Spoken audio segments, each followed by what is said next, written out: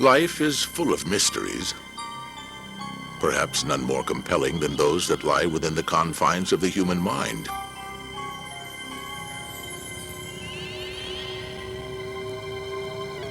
Most of us perceive the outside world by virtue of the 5 known senses.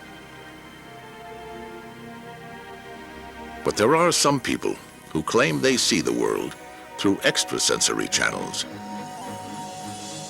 Do these strange powers of the mind truly exist? Can they be measured, tested, even harnessed? Or are they destined to remain beyond our grasp? We'll seek the answers to these and other questions as Reader's Digest's Mysteries of the Unexplained presents Powers of the Paranormal.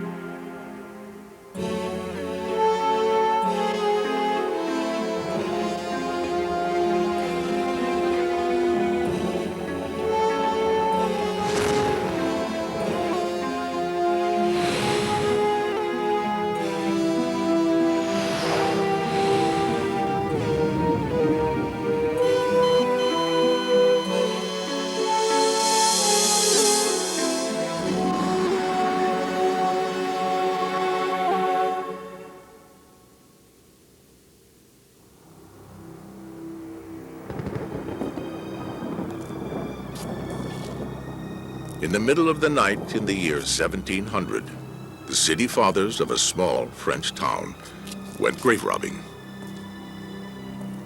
They intended to steal from the tomb of one Michel de Nostradam, better known as the prophet Nostradamus. According to legend, a document containing the secret to his extraordinary powers was buried with him in 1566. But Nostradamus himself had warned against disturbing his eternal sleep.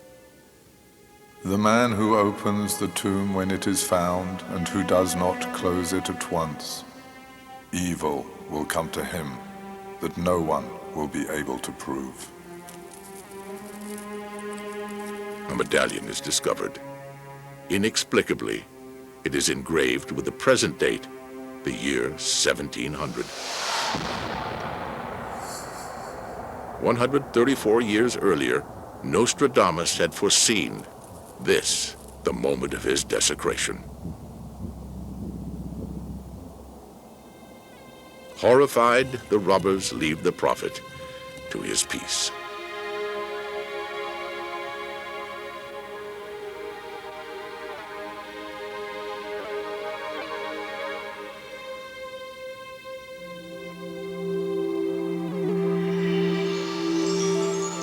Our desire to peer into the future is universal.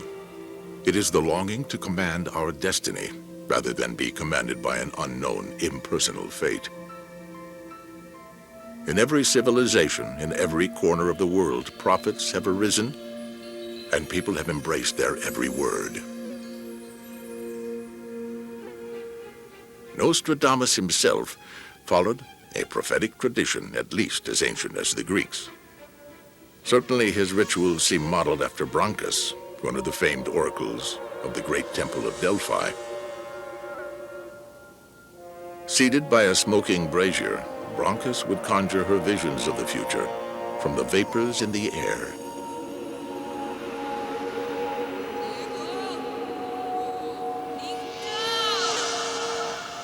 But by the time of Nostradamus, those engaged in fortune-telling were thought blasphemous and malign.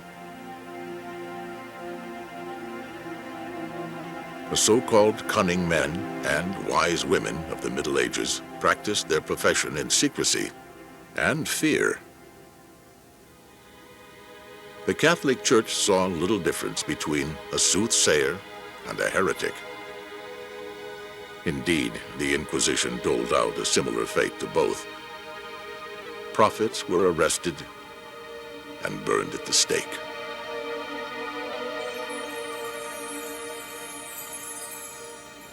This was the climate of persecution in which Nostradamus practiced his strange arts.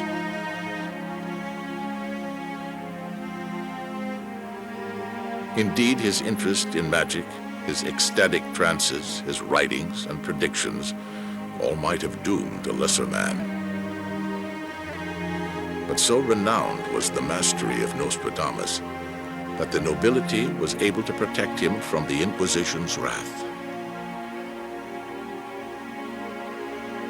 Nostradamus walked a tightrope between religious correctness of the 16th century and getting himself burned at the stake. He died in his bed, so he was a success at not upsetting the church authorities too much. But you've got to understand, in the 16th century, it was not so much that you were performing heresies, but if you were indiscreet about it. Over 36,000 words of prophecy flowed from his pen. His epic work, The Centuries, holds more than 900 predictions about the future of the world. Nostradamus lived to see some of his prophecies fulfilled. The most famous concerned the death of the reigning monarch of France, Henry II. In 1556, he forewarned the king that he would be killed in a joust. The prophecy described in detail what happened. This is what it said. The young lion and the old lion will meet and ritualize combat on the field of honor. And then he says, he shall have his eyes pierced through the golden cage. Despite the warning, Henry entered a joust. His opponent's lance shattered as they clashed. The splintered shaft penetrated the golden visor of the king. 10 days later, he died. Nostradamus's prophecies are couched in 4-lined rhymed verses called quatrains. Written in an obscure and cryptic style, sprinkled with Hebrew, Latin, and Portuguese words, they are difficult to interpret.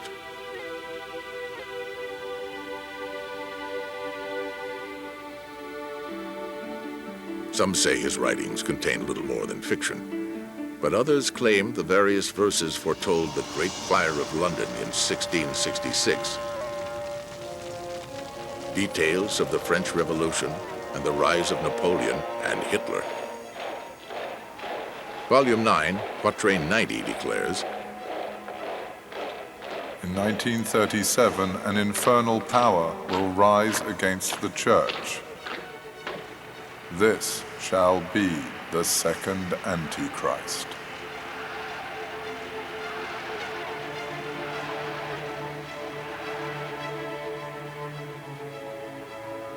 The chilling accuracy of his predictions have ensured Nostradamus his place in history.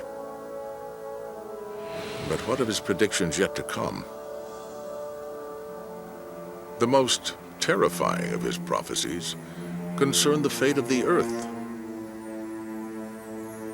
He wrote of the very month when the world will come to a cataclysmic end. In the year 1999 and 7 months, the great king of terror will come from the sky. He will bring back to life the king of the Mongols. Before and after, the god of war reigns happily. If Nostradamus proves as accurate with this prediction as he was with others, we are standing at the threshold of the end of time.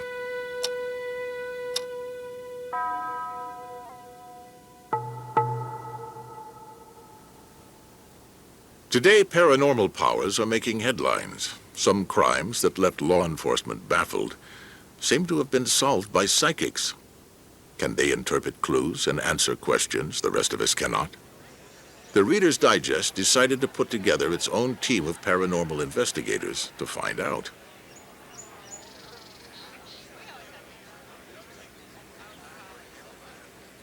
Sometimes you have to use alternative methods of investigation to point you in the right direction. And you have to keep an open mind as to all possibilities. A little girl has been missing from her home in Rochester, New York for 2.5 years. The longer she is missing, the more surely chances of finding her decrease. Time is running out. We hired Nancy Meyer, a native of Pittsburgh, Pennsylvania. She has helped solve more than 250 police investigations, all over the United States. She claims a success rate of 90%. Jim Wright has worked with Nancy Meyer before. The important thing about working with Nancy was that she knew nothing about the case, and there were several instances where we had her on the scene of the crime that she was able to tell us specific details about the case that she would have no way of knowing. And also, she had done some work for us in the way of sketches of suspects and a murder weapon and so forth that we were able later to link up with some suspects. My mind seems to be able to pick up a lot of information from photos of the crime scene. That's what I primarily use. Or if it's a missing person, I use photos, handwriting samples, maps to try, and then all of a sudden I'll lock in on some part of the situation that will tell me, this is what happened. Meyer needs very little to begin her search for the missing girl. Just a map showing where the child was last seen, a photograph of the girl that clearly shows her eyes, and a personal belonging. It's kind of like watching a movie editing session. It's, there's a piece here, there's a piece there. Some of it runs in a nice sequence, usually it doesn't. And trying to put the pieces together in a way that makes sense can be kind of mind-boggling. It's very fast. The images just fly through my mind. Meyer has no prior knowledge of the case or the people involved. She's a very friendly, outgoing kind of child, very open child. And I do feel that she had talked to him on at least 3 previous occasions, but nothing in detail. There's gonna be a 6-6 beast, and this beast is gonna be the last empire that ruled Jerusalem. Down through the centuries, the mantle of prophecy has been worn by countless men and women. A power claimed by many, it is a gift received by few. In our present century, those with an enduring reputation for prophecy are rare indeed. But one man's predictions have yet to be dismissed by history. The earth will be broken up. The upper portion of Europe will be changed as in the twinkling of an eye. The greater portion of Japan must go into the sea.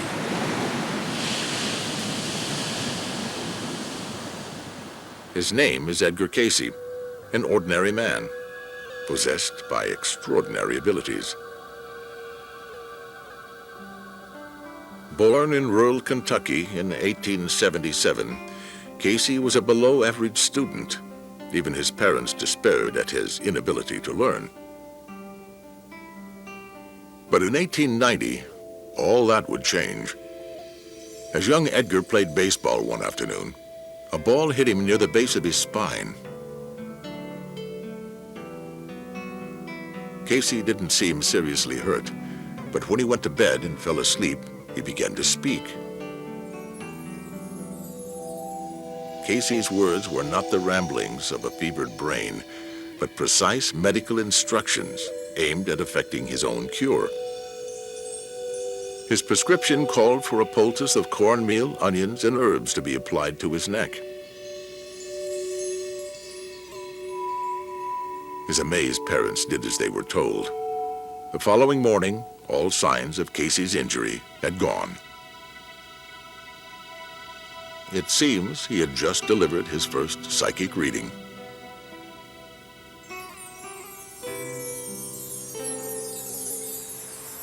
By the time he was in his 30s, Cayce was regularly dictating medical treatments and prophecies. His method was always the same. Falling into a trance-like sleep, he began to speak out loud. An assistant would transcribe his words. Upon waking, Cayce would remember nothing. He became known throughout the Western world as America's sleeping prophet. Among his most accurate predictions, the stock market crash of 1929,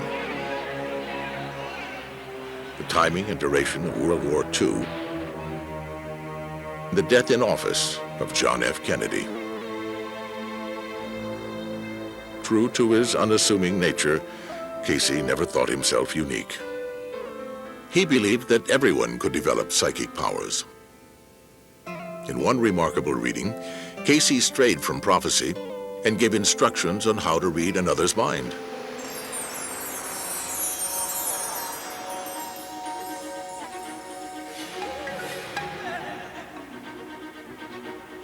First, begin between selves. Set a definite time, and each at that moment put down what the other is doing.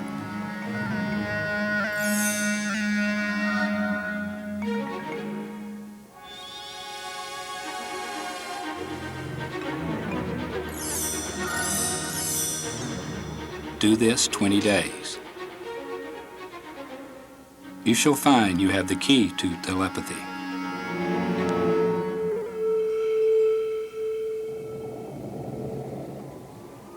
But if telepathy still seems beyond our grasp, can we emulate Casey by harnessing other powers?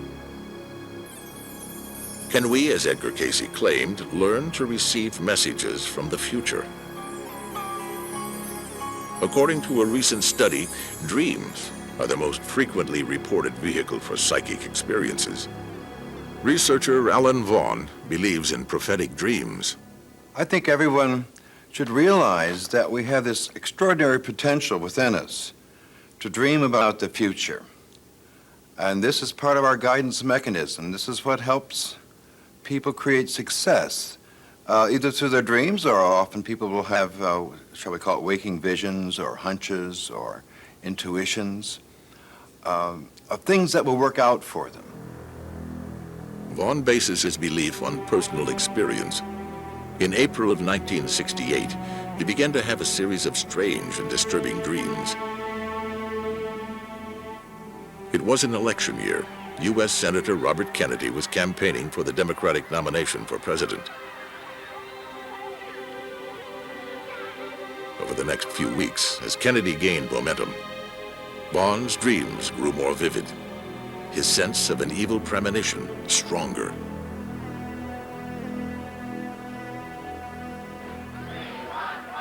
The campaign was now in high gear. As the crucial California primary approached, Bobby Kennedy was looking good in the polls. My thanks to all of you, and now it's on to Chicago, and let's win there. Thank you. May 25th, I woke up with a dream in which Robert Kennedy was being shot. In the dream, he was walking with some young people, walking down a hallway, and they were planning to go to a party. It was at night, and suddenly there were shots fired. Vaughn tried to get a message through to the Kennedy campaign, to no avail. Just 10 days after the dream, on the night of his victory in California, Robert Kennedy was assassinated.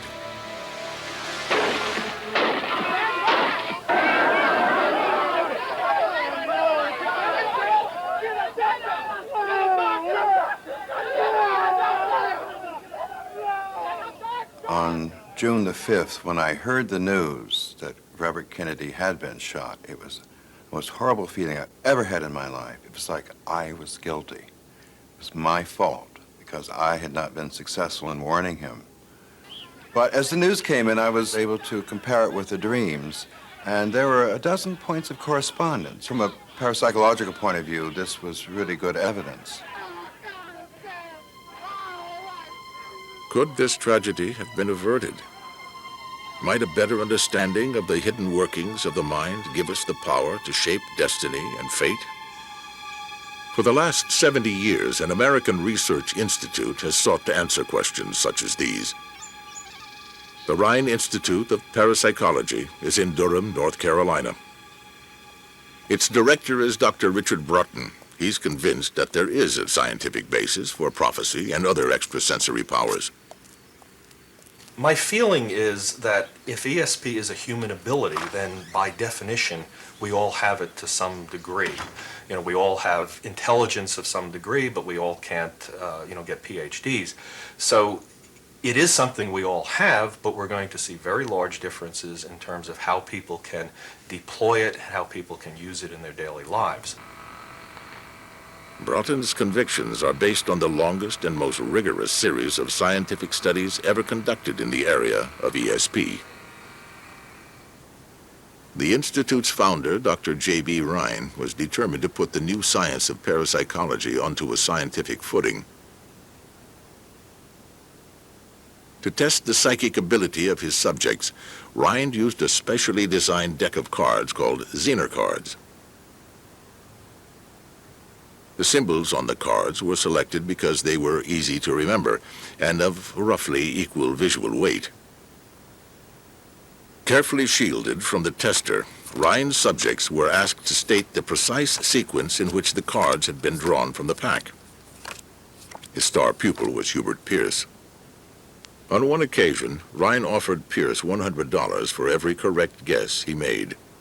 He successfully predicted a 25-card sequence and pocketed $2,500, defeating odds of about 300 trillion to 1. By the 1970s, Zener cards were no longer used to measure the mind's influence on chance events. Computers had replaced them. Meanwhile, Rhine turned his attention to remote viewing, the ability to visualize an object or event from far away.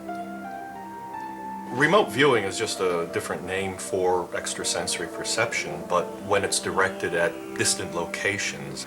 But it's a kind of ESP where there's a sort of general free response on the part of the subject to describe whatever he or she is seeing. We all have the ability to imagine pictures in our minds, but remote viewers can visualize reality.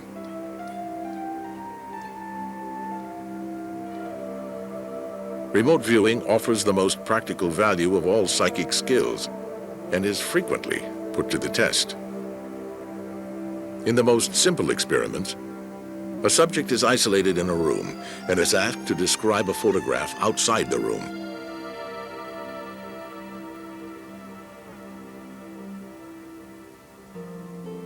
Despite having never seen the photograph, the remote viewer then tries to visualize the image in his mind.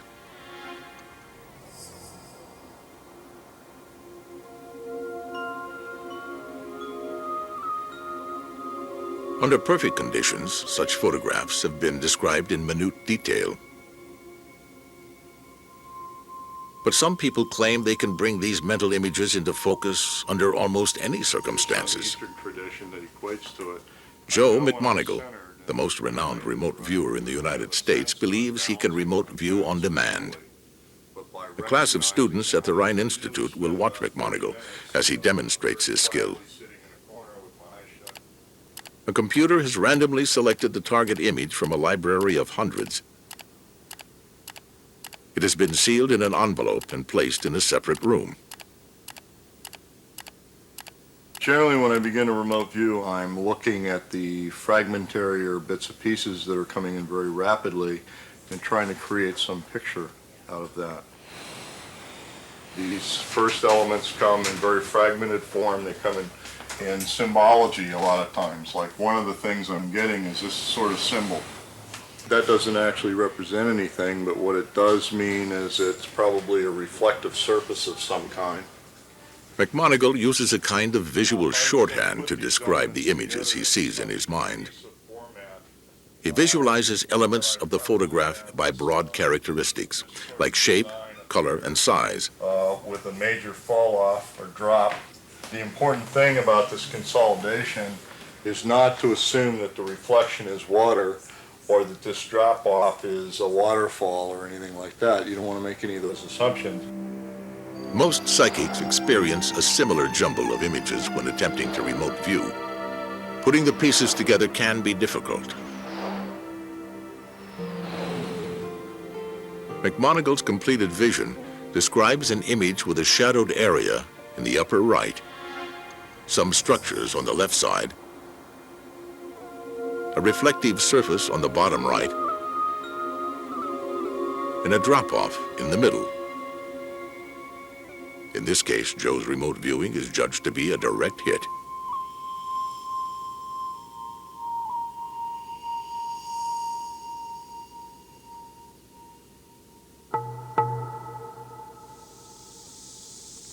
We were so impressed by McMonagle's remote viewing skills that we asked him to join the Reader's Digest investigative team. Joe McMonagle's experience as a psychic investigator includes 25 criminal cases. He claims his crime-solving record is 60% successful.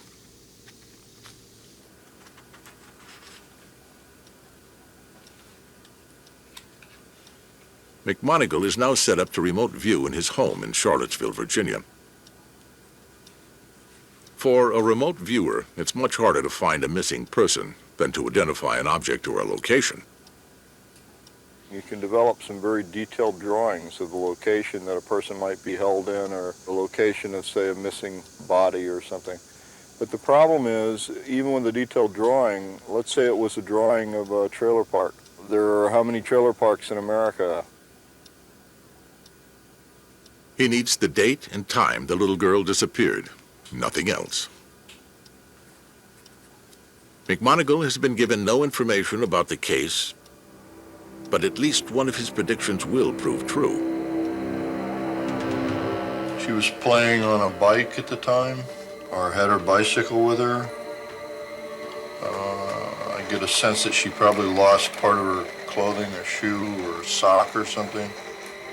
She was taken by force. She didn't have any idea who her kidnappers were.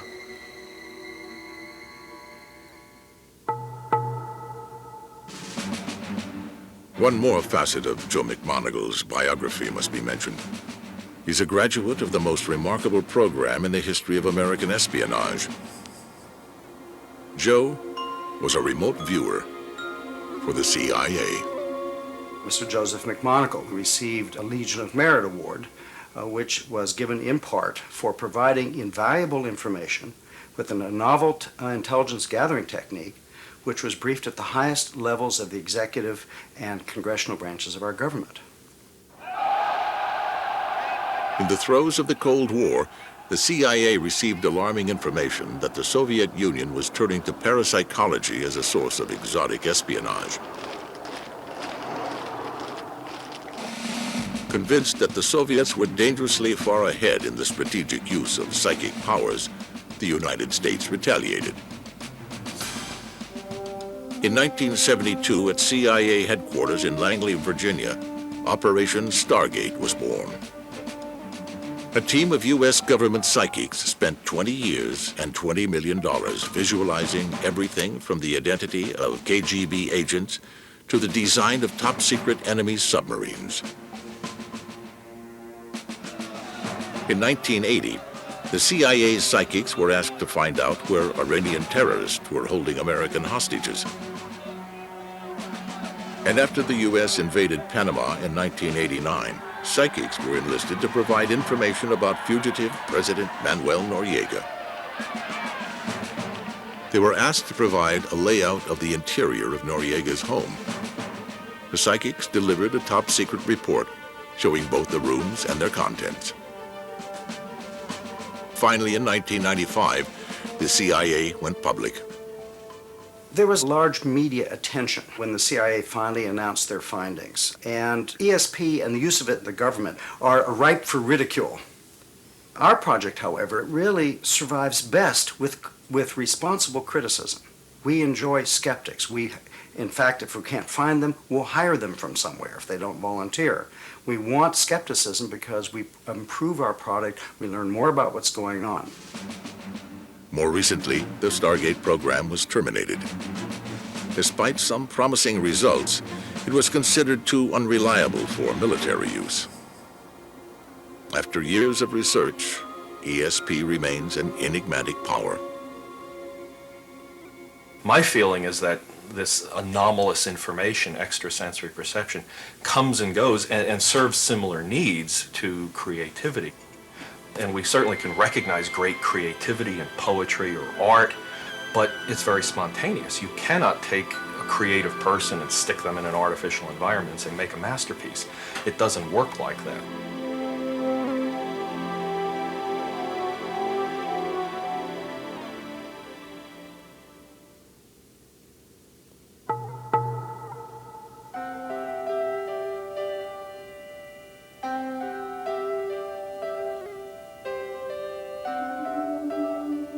The story behind our psychic investigation is a tragic one. Judy Gifford is suffering the pain of an experience that is every parent's nightmare.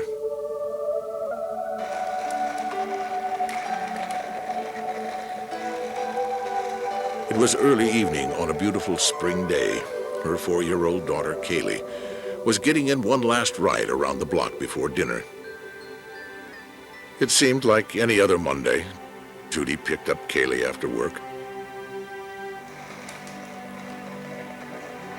It was around 7 p.m. that she last saw her little girl.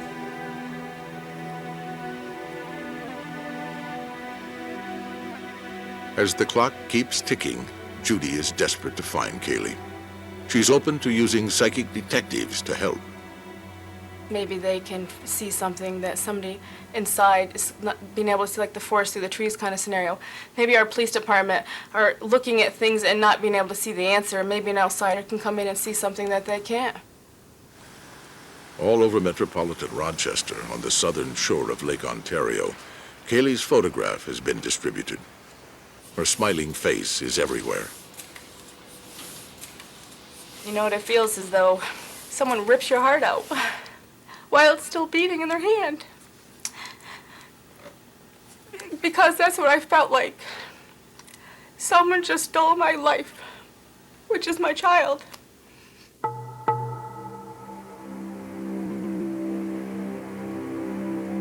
Remote viewing may be gaining credibility, but other paranormal powers seem more improbable. And psychokinesis, the ability to move objects with the power of the mind, may deserve our skepticism. If such a power exists, the laws of physics will have to be rewritten. As for the rules of the game of pool, they'll certainly never be the same.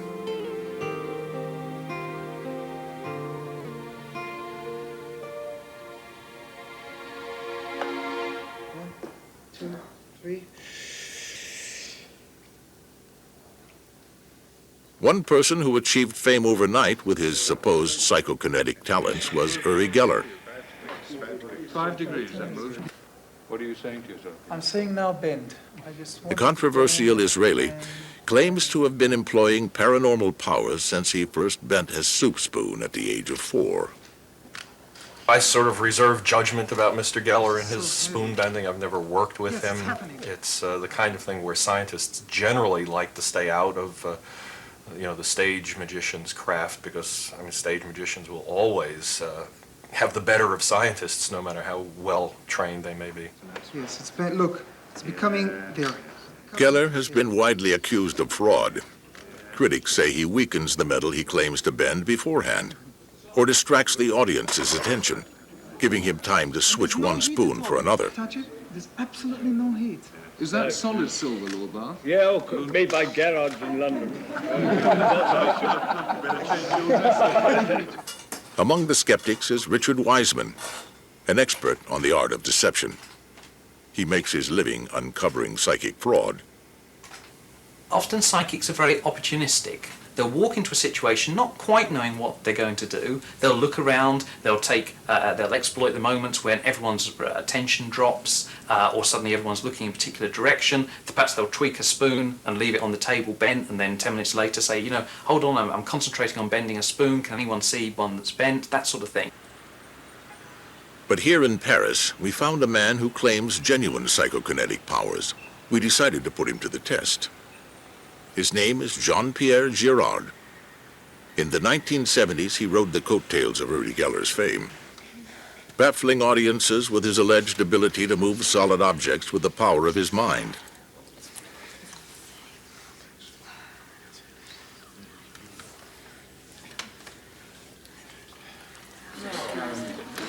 But like Uri Geller, Girard was widely accused of fraud.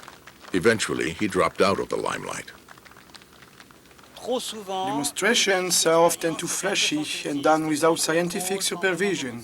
I rarely do demonstrations for the media.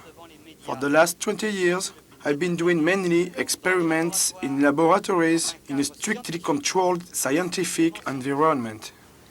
Je vais simplement demander à Jean-Pierre Girard de se laver les mains très consciencieusement. Today, Girard has agreed to demonstrate his abilities under one condition, that a properly controlled testing environment be provided. A French magician named Ranqui is Girard's monitor. He is president of a French association that is often called upon to investigate claims of paranormal occurrences. As a magician, Ranqui is familiar with all the tricks and illusions someone claiming psychokinetic powers could use to fool an audience. An illusionist is the person best suited to uncover fraud. Absolutely, all paranormal phenomena can be reproduced using illusion. That is to say, I can bend an iron bar, move an object, or do any of those sort of things, but I use magic tricks to do it. A glass table is set up so Girard's hands are visible at all times.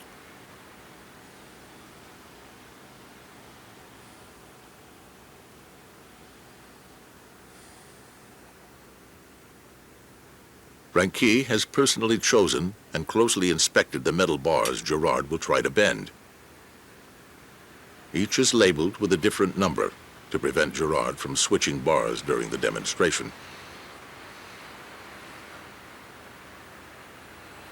The 10 bars are made from a non-magnetic metal alloy. They are 10 millimeters in diameter and 25 centimeters in length.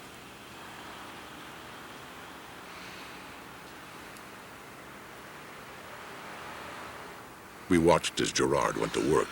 Approximately 10 minutes into the demonstration, the metal bar he held began to bend.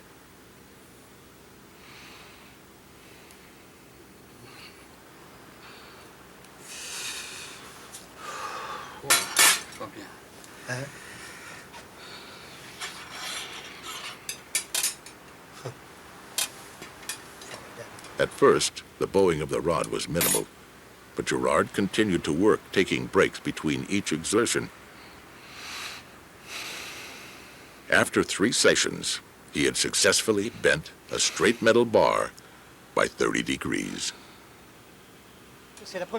This is the first time I've seen an effect happen so quickly. Jean-Pierre Girard presents us a problem without a solution. I'm unable to explain. Even though I was right there, I cannot explain. I don't think any other musician could explain what he has done. But Richard Wiseman, who has performed hundreds of experiments with people claiming psychokinetic powers, remains unconvinced. I would love to see a miracle. I would love to meet a genuine psychic. And people often say, well, given all your negative results, don't you become very cynical? Don't you think you're wasting your time? But the fact is that at the end of the day, you know, I would love someone to come through and prove us wrong.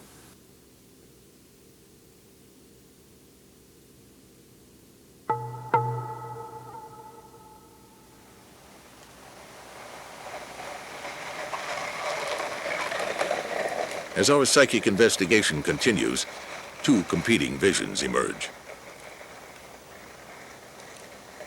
Can't get past this feeling that she knows this guy because she's so trusting of him.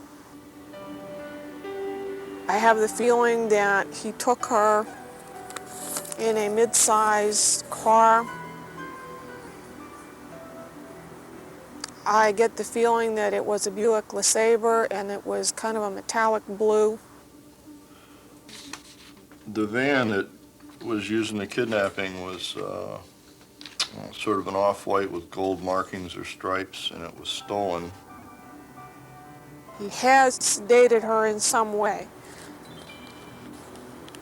I would think logically chloroform, but I don't smell that, so it's something else. But he's knocked her out. I have the van departing the area by accessing a 4-lane interstate road, and that was essentially going south. He's heading south on 490, And he goes about 5.5 to 6 miles, and he bears off an exit to the right. Really didn't take her with the intent of keeping her. She was delivered somewhere else. He sexually assaulted this child, and in the process of doing that, she was asphyxiated. I have a sense that she's still alive.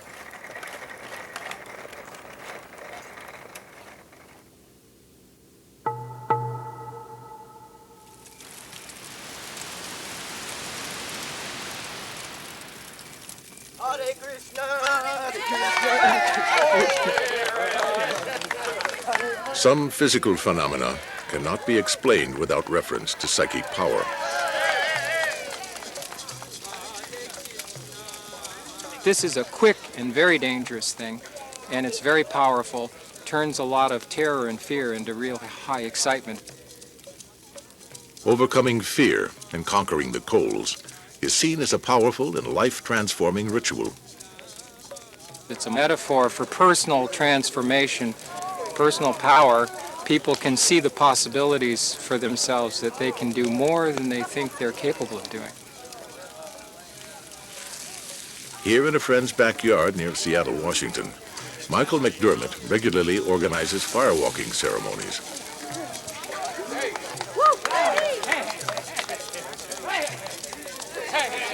Firewalking has been adopted by several New Age groups. It's also used as a motivational tool in self-help seminars. I tell people to pay attention to their intention, because we create everything in our lives from what our intention is. If we're clear on that intention, then we can create what we want to create, if we know what it is we want. McDermott is absolutely focused when he firewalks. Everything but the fire disappears. It's a state of mind that parallels the trance states found in many cultures. There's Hindu and Tibetan Buddhist firewalkers, and also the Native American traditions. Of course, there are examples even of firewalking in the Bible. The very fact that some people apparently are able to go through the ceremonies and not suffer harm gives us the exciting possibility that whatever this capacity, whatever this potential is, it lies within all of us. While there are many modern examples of trance-induced states, they pale by comparison with the altered states of consciousness seen in traditional cultures. Trance states, whether for prophecy, healing, or mind over matter, seem to be a universal feature of psychic power.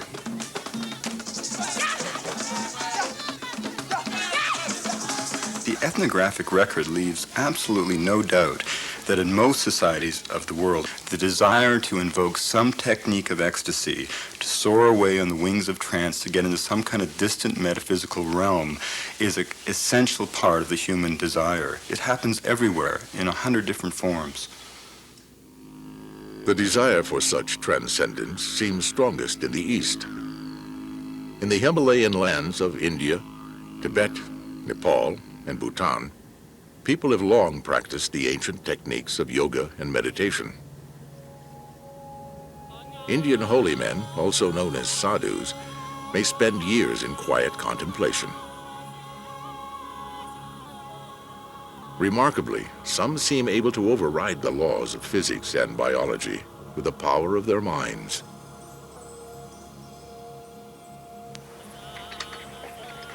To explore the mysterious powers of the meditating mind, a Harvard University medical team undertook a series of expeditions into northern India in the 1980s.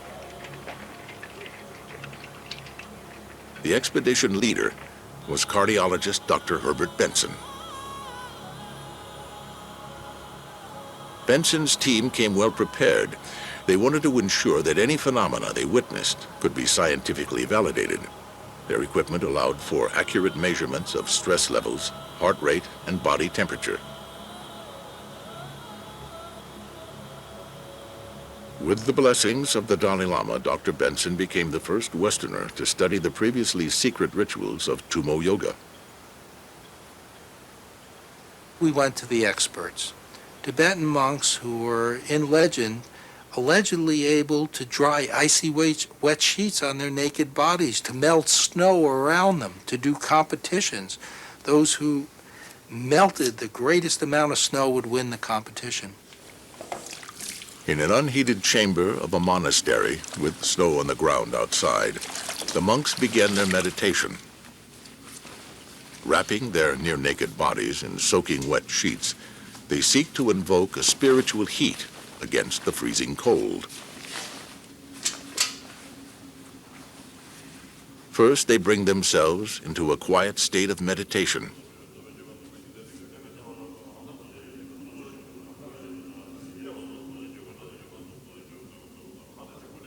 Then they visualize heat coming from the outside and entering their bodies, radiating up and down a central channel.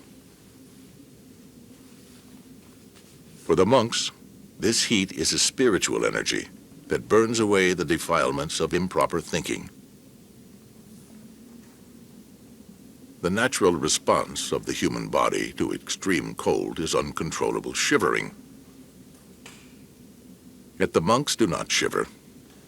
In fact, within 5 minutes, the monks are generating so much body heat that the sheets begin to steam. Dr. Benson has discovered these monks can raise their body temperature at will by as much as 17 degrees. Within a half hour, the sheets are completely dry. Well, this is a perfect example of a mind-body effect that we would think would previously be impossible. That through thoughts, the body could generate enough heat to actually dry icy wet sheets on your naked body in 40-degree Fahrenheit temperatures. It's remarkable. On one occasion, Benson's team hiked to an exposed ledge at 19,000 feet. They observed a group of monks spend the night in sub-zero temperatures with only thin shawls for protection. Their mastery of Tummo Yoga allowed them to survive unharmed. The monks provide absolute proof of the mind's ability to control the body. But how does it work?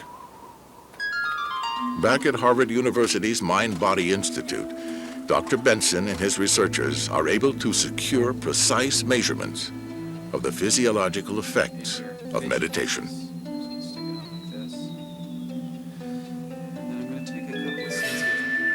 In repeated experiments, they have demonstrated that different states of mind produce detectably different electrochemical signatures. In particular, during the practice of meditation, a unique brainwave pattern dominates the electrical activity of the brain. According to Benson, the significance of such physiological changes is enormous. They're the indicator for a healing power that all of us possess. What we now know is that if you think in a certain way, your metabolism will decrease, your blood pressure will decrease, there's decreased heart rate, decreased rate of breathing, and feelings of peace and tranquility. There is nothing new about what we're talking, whether it be repetitive prayer, a rosary in Catholicism, davening in Judaism, centering prayer in Protestantism, or yoga, or meditation. They all evoke the same physiologic changes.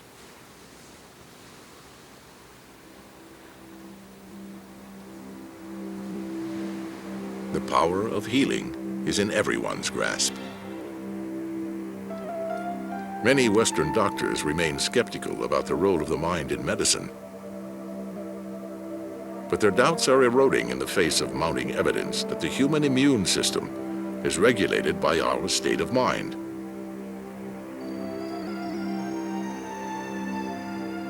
The body's healing system is far more powerful and complex than we ever dared imagine. The mind has many ways to influence the body.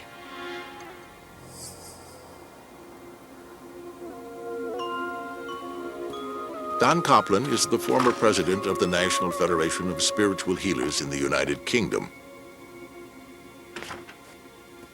Spiritual healers believe they can assist the body's own recuperative efforts and help return a patient to good health. I'm acting as a channel for a healing energy which we believe comes from a divine source, and channeling that energy to Eileen for the restoration of her energy system so that we can try and fight this problem that she's got, this deep problem. Just quiet yourself down as usual. Yeah. Don't have anything crossed. And just think of something peaceful in your mind. Eileen was diagnosed with liver cancer in December. Doctors gave her 3 months to live. She began chemotherapy with little hope of recovery. 2 months later, out of desperation, Eileen went to see Don Copland. She continued chemotherapy. I suppose I was sceptic, not knowing quite what went on, and basically I think I was so petrified of dying, having been told that I'd got months to live, and I was really, really frightened of that. And Don talking to me each and every week has taken the fear away. Once Eileen is relaxed, Copland goes over her body with his hands, pausing on areas where the ailment originates. He says he's transferring healing energy into her body. This thermal imaging camera shows heat variation. White signifies the warmest areas. Red, yellow, green, and blue indicate progressively cooler temperatures. I feel a heat, and when he does hands on my stomach, I mean, I really feel then as if I'm on fire. I'm very, very fortunate that someone upstairs has selected me to be a channel, to be able to do this. And over the last 20 years, many hundreds of people have been very glad of that facility. After only 4 months of healing sessions with Copland, Eileen's tumor had shrunk so much that she ceased chemotherapy. As of today, Eileen's cancer has been in remission for a year. Her doctor requires only occasional visits.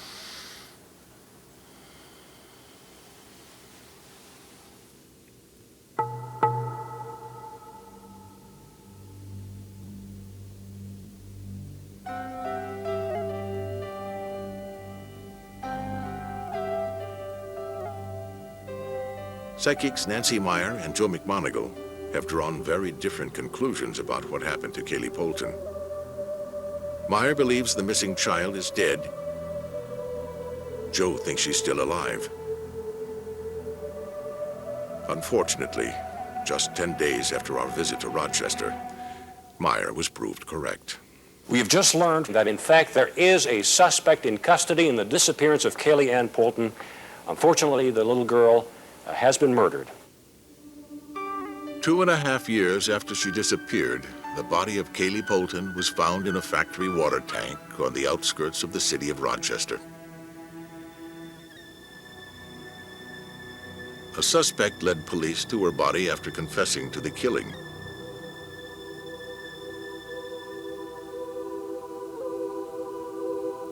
The suspect in custody lived in Kaylee's apartment complex, and she knew him. She was not afraid of him, not wary of him at all. So he must have been either living in her immediate area or was hanging out in that area for several weeks prior to this abduction. The suspect drove a blue Chevrolet to dump her body. I get the feeling that it was a Buick LeSabre, and it was kind of a metallic blue.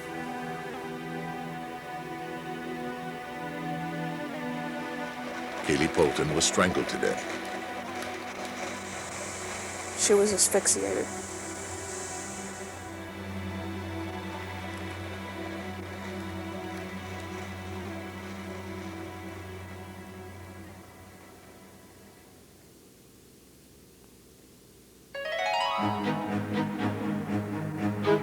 The evidence for paranormal powers is compelling. The source may be mysterious, their manifestations irregular, but remarkable abilities do exist. It may be something that's really evolving along with consciousness. Consciousness in the human species seems to be relatively recent. Maybe extrasensory powers are something that is evolving along with those, and we've yet to just understand them. 500 years ago, Nostradamus risked the anger of the church to practice his rituals of prophecy.